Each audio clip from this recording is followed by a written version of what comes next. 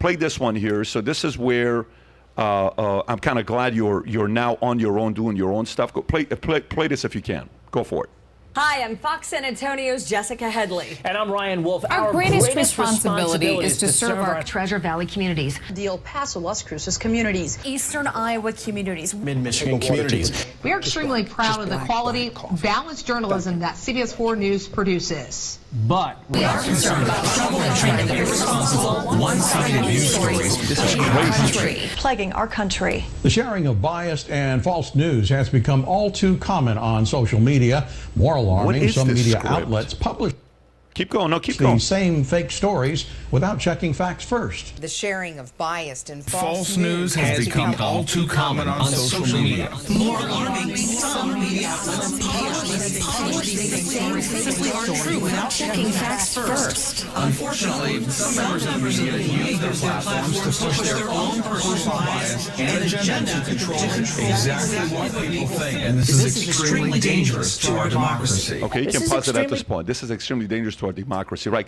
Like, for example, I run a sales company, right? For the last 23 years, I've run a sales organization. So for us, everything, I'll never forget one time we're at an event in Palm Springs and, you know, we're competing with other agencies. And I get up and I said, look at my sales guys on how scripted they are. I had 250 guys stand up and I gave objections, verbatim, they overcame it. Next objection, verbatim, 10 minutes we're doing this. I'm like, oh my God, I don't have my guys scripted that well. When I saw this, the first thing I thought about is the only way you can be this scripted is for somebody to feed it to you in a collective effort. And it's not like it's just Fox or it's just NBC. It's everybody. So you said something. I want to kind of go through the full question and I'll give it back to you. I see this and then you said, well, you can't call out the media and call them fake news. They're going to come after you. You're 100% right. You're 100% right. You do that, they're going to come after you. But for the longest time, they have been coming after the other people. So it's kind of like, look, guys, you can get away with murder. I'm going to give you a little bit of a taste of your own medicine. Then Schumer in an interview with Rachel Maddow, I think this is in 2017, if you can play this clip. Opportunity. So I was distraught right after the election, but I'm now actually invigorated by the challenge and our ability to succeed in this challenge. Let me ask you, I don't know if you have seen this. I don't want to blindside you with this. This is the latest statement, latest tweet, as you were just saying. The president-elect's latest unsolicited pronouncement on the intelligence community. This was his tweet just a little while ago tonight. You see the scare quotes there. The intelligence briefing on so-called Russian hacking was delayed until Friday. Perhaps more time needed to build a case. Very strange. We're actually told, intelligence sources tell NBC News since this tweet has been posted, that actually this intelligence briefing for the president-elect was always planned for Friday. It hasn't been delayed. But he's taking these shots, this antagonism, this taunting to the intelligence community. Let me tell you, you take on the intelligence community, they have 6 ways from Sunday at getting back at you. So even for a practical, supposedly hard-nosed business, brother, I got to tell you, really dumb to do this. What do you think the intelligence community would do if they were motivated? I don't know, but from what I am told, they are very upset with how he has treated them and talked about them. And we need the intelligence community. We don't know what's going on. Look at the Russian hacking. Without the intelligence community, we wouldn't have discovered it. Do you think he... You can pause it. Let me actually see what he says at the end. I want to hear what she's... agenda to try to dismantle parts of the intelligence community? I mean, this form of taunting, hostility... Whether you're a super liberal Democrat or a very conservative Republican, you should be against dismantling the intelligence. Okay, so I watched this as a guy who is a business guy, and I've never been through a pandemic before. I lived in Iran 10 years. I've been through war before. I know what the war is and bullshit stuff that you can do to cause war. Innocent people die. I've lived in a refugee camp a couple years. Came out. I wasn't a U.S. Army hunter first. I kind of seen it from the other side when I was kind of having to take the vaccine. Anthrax was coming out, and they're like, you guys kind of have to take it. And well, I don't want to take it. And we kind of got away from not taking it. So, and then I'm hearing my friends who had to take it or else they had to get out. So we interviewed some people that got out after being there 14 years, 6 years away from retirement. Dude, I didn't want to take the vaccine. They kicked me out.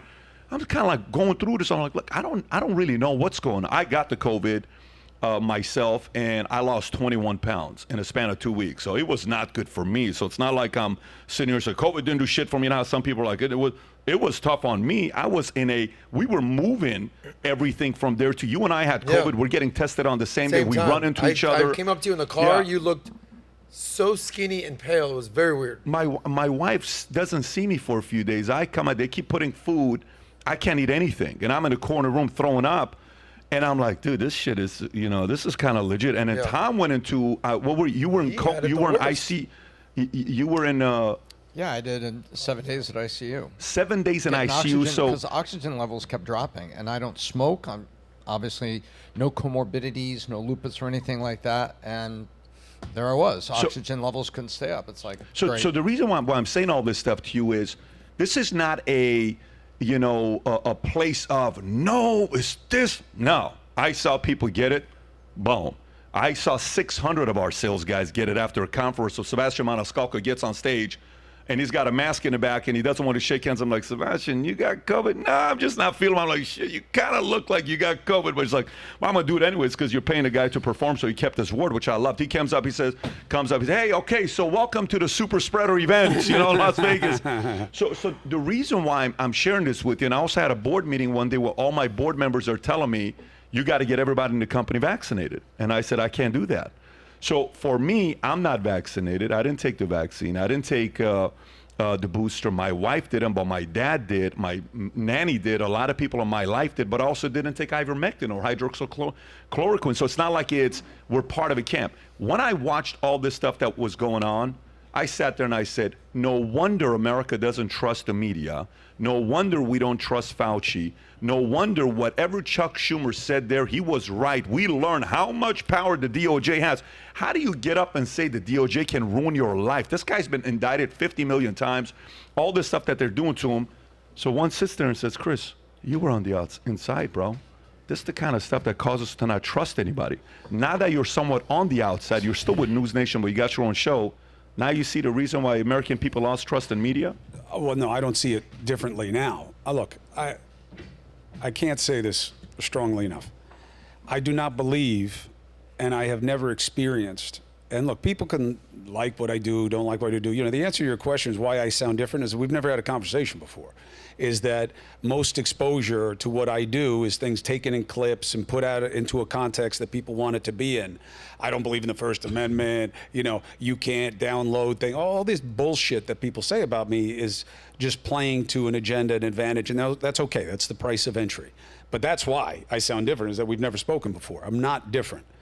Nobody ever told me what to say or not say at CNN, and I would have told them to take a walk if they did.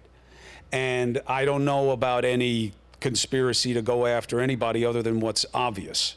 And Chuck Schumer saying that about the Intelligence Committee, he needs to explain his context on it. I don't disagree with his assessment. I mean, I feel the same way when I tell people what's going to happen if they start messing with a cop during a stop. I mean, which way do you think this is going to go? Not that cops are evil, but do you think it's going to go well for you if you start shit-talking a cop during a traffic stop? Do you think good things are going to happen? So I just think when you mess with people with power, you got to be careful. What was he alluding to? I don't know. Did he create an article of convenience for people who want to defend Trump? Absolutely. That's politics. You got to be careful what you say. One of the reasons we haven't spoken before is, and I come here in good faith, and I believe that PBD podcast, I've watched about 14 of them, 15 of them. You come from a good place. You're a straight shooter about what you believe and why. I think you can get carried away with things, but that's within the realm of choice. I don't do a lot of this because people clip it up and use it to promote crazy things that I don't believe and I don't say and I can't correct. So I just never really spoke about it, and I never really defended myself, because what is true, what is groupthink, and not just at CNN, but at ABC and at Fox before that, is they're very careful about having you defend a proposition when really you'll probably just give it more oxygen. And things go away, especially now with all this media. There's also less attention span. So we move from one thing to the next. So the best advice in a crisis is always just, if there's no process attached, shut up and it'll move on. And I have borne that burden many times. I mean, you could play a list of clips of things that people weaponize about me. I could defend every single one, and I have no problem doing it. Whether it's the Shelter Island thing, I have answers for all of them. Anything I've ever said that's wrong, I've corrected. And you're going to say things that are wrong, by the way. You know what I mean? You're on live TV That's all the totally time. fine. Yeah. But anything where Cuomo says the protests are not meant to be, where does it say protests are supposed to be peaceful? It has millions of views on the internet. Like, I don't know what the First Amendment is. Well, what's the context? Some of the early George Floyd protests. You got black people, their allies, angry, yelling in the face of cops. You know, either spit coming out of them or, you know, flying out of their mouths because they're so angry. And people are disgusted, wanting them to go home. And I say, hey, protests will be angry. People are going to say things that you don't want to hear. It's going to be mean. There's going to be hateful speech. The cops are going to take, you know, a verbal beating. But here's the part you never heard. The moment you touch person or property, you become a criminal, you become what you oppose, and it's a riot. Now, I know Dr. King had a different explanation of a riot being, you know, sometimes the desperation of the voiceless. But in the law, it's a crime. I don't get that. I get that I said, who said protests are supposed to be peaceful? Why? Because it makes me look like an idiot and advance a cause that I am defending the BLM people in a way that I don't defend, I don't know, some other group.